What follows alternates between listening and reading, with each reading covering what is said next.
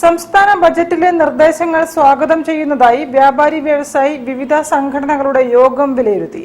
എന്നാൽ ബജറ്റിൽ മലബാറിന് അർഹിക്കുന്ന പരിഗണന ലഭിക്കാത്തതിലുള്ള അസംതൃപ്തിയും യോഗത്തിൽ ഉയർന്നു.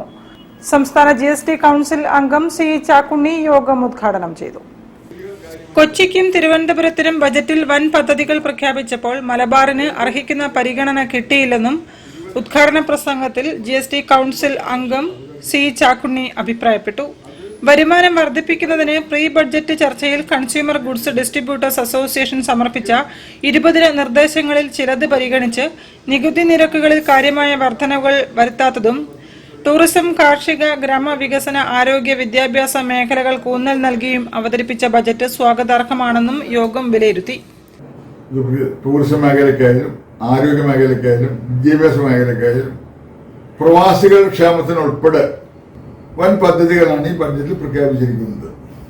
ഒരു ആശ്വാസം നൽകിയത് ടൂറിസ്റ്റ് ബസ്സുകളുടെ രജിസ്ട്രേഷൻ ഫീസ് കുറച്ചിട്ടുണ്ട്, അത് സ്വാഗതാർഹമാണ്.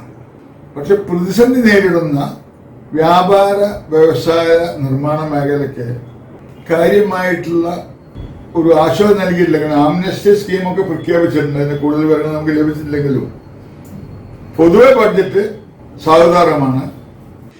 ഇന്ധന നികുതി ചോർച്ച തടയുന്നതിന് സെസ് പിൻവലിക്കാത്തതും പ്രതിസന്ധി നേരിടുന്ന ചെറുകിട ഇടത്തരം വ്യാപാര വ്യവസായ നിർമ്മാണ മേഖലകൾക്ക് ആശ്വാസകരമായ നടപടികൾ ഇല്ലാത്തതും നിരാശപ്പെടുത്തിയെന്നും യോഗത്തിൽ പങ്കെടുത്തവർ അഭിപ്രായപ്പെട്ടു. യോഗത്തിൽ MDC general secretary advocate MK Ayyappan അധ്യക്ഷത വഹിച്ചു.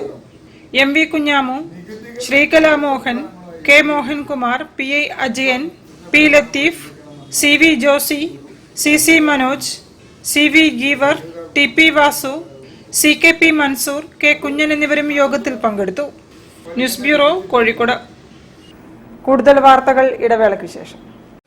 ക്യാൻസറിനെതിരെ പൊരുതാനായി കാലിക്കറ്റ് സിറ്റി സർവീസ് സഹകരണ ബാങ്കും MVR ക്യാൻസർ സെന്ററും സംയുക്തമായി അവതരിപ്പിക്കുന്ന ക്യാൻസർ ചികിത്സാ സഹായ പദ്ധതിയാണ് മാസ് കെയർ.